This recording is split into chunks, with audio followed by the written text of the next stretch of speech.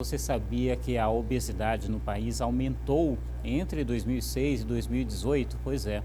Enquanto parte dos brasileiros incorporou mais frutas e hortaliças à dieta e tem se exercitado um pouco mais, outra parcela da população está ficando obesa. É o que diz a pesquisa de vigilância de fatores de risco e proteção para doenças crônicas por inquérito telefônico. Veja só. Na mesa, o brasileiro tem seguido um hábito alimentar mais saudável. Nos espaços públicos, a quantidade de gente que tem ido fazer atividade física também cresceu. Meu médico sempre me manda um médico de coração. Pesquisas apontam que 25% a mais da população tem procurado mexer o corpo. É o caso da dona Isabel, que aos 83 anos decidiu começar esta semana a praticar atividade física.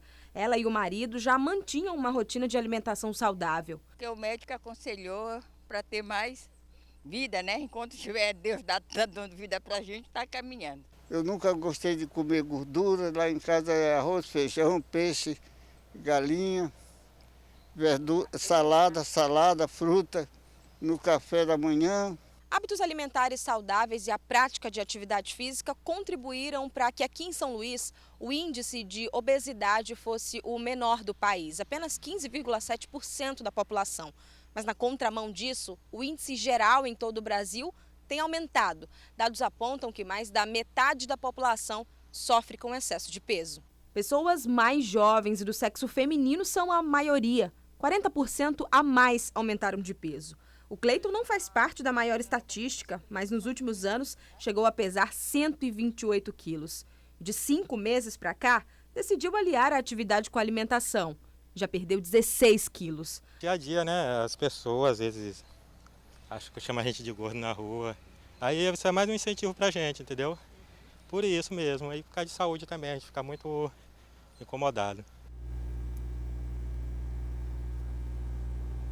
Pois é, e esse aumento da obesidade se deve também pelo consumo elevado de alimentos ultraprocessados, com alto teor de gordura, alto teor de açúcar e ainda assim, como você viu na reportagem da Nícia, a capital com o menor índice de obesidade foi São Luís, com cerca de 15,7%.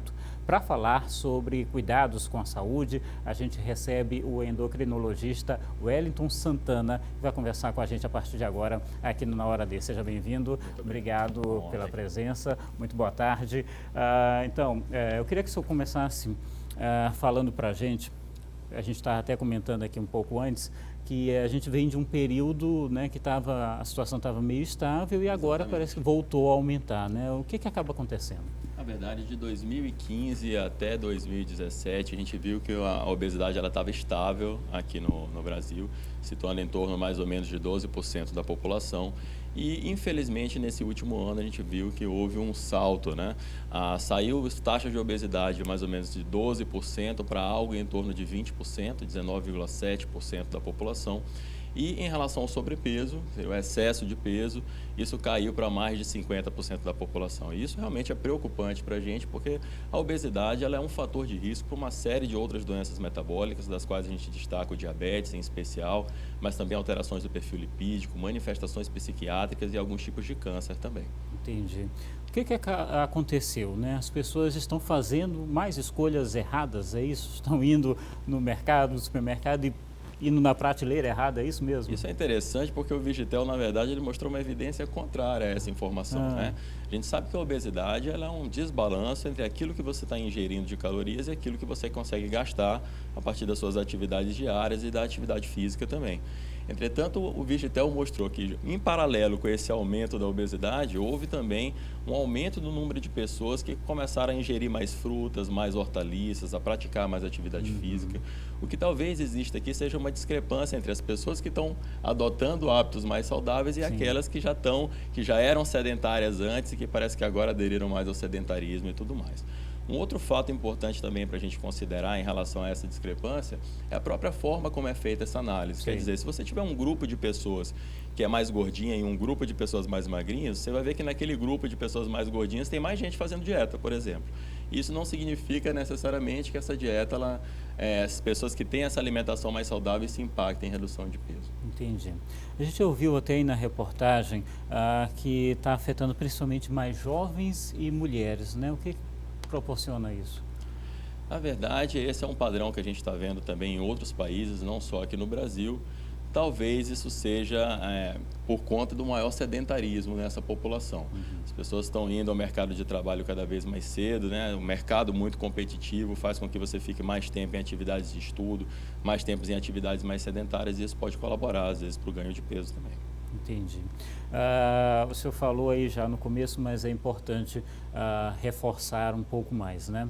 É um fator que leva a uma série de outras doenças, né? Então, esse elemento, né, que acaba encaminhando para outros. Perfeito. E que tipo de doença o senhor pode repetir para a gente, para que as pessoas possam ter um pouco mais de clareza com relação a isso? Claro que sim. Então, a obesidade, ela traz uma série de outros transtornos. Se a gente começar da cabeça para baixo, você tem, por exemplo, aumento de manifestações psiquiátricas, a depressão e os transtornos de ansiedade são mais comuns em pacientes obesos. Do ponto de vista metabólico, isso aumenta o risco para diabetes. Só para você ter uma ideia, no momento do diagnóstico do diabetes tipo 2 em particular, que é a forma mais comum, mais de 80% das mulheres elas têm sobrepeso ou obesidade, 88%. Esses índices eles giram em torno de 78% nos homens, então é um fator de risco bastante importante. Alterações no triglicerídeo, alteração no colesterol, alguns tipos de câncer, como câncer de mama, o câncer de endométrio na mulher e o câncer de próstata no homem, eles são mais frequentes em pacientes obesos também, além de falar de manifestações ortopédicas, da artrose, desse tipo de problema. Agora, para corrigir, para reverter a situação também não é com qualquer dieta maluca que se encontra por aí, né? Tem que seguir direitinho como é que pode ser feito. Eu costumo dizer aos meus pacientes o seguinte: se você está fazendo uma dieta que você não consegue se enxergar fazendo essa dieta daqui a 3 anos, essa dieta não é a dieta ideal para você. Então, a terapia nutricional, né, não falar em dieta, mas em terapia nutricional, que seria o termo mais correto, precisa ser algo que você consiga manter a longo prazo. Preciso lembrar que a obesidade é uma doença crônica, e como doença você precisa de um tratamento para o resto da vida, né? Para que você consiga um controle disso.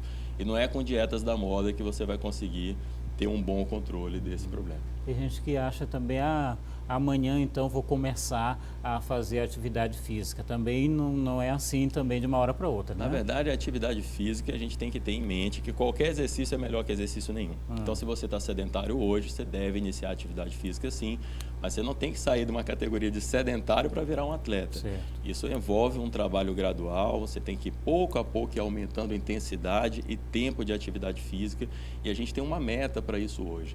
O ideal é que todo mundo pratique pelo menos 150 minutos de atividade física por semana e que não passe mais do que 2 dias sem fazer exercício físico.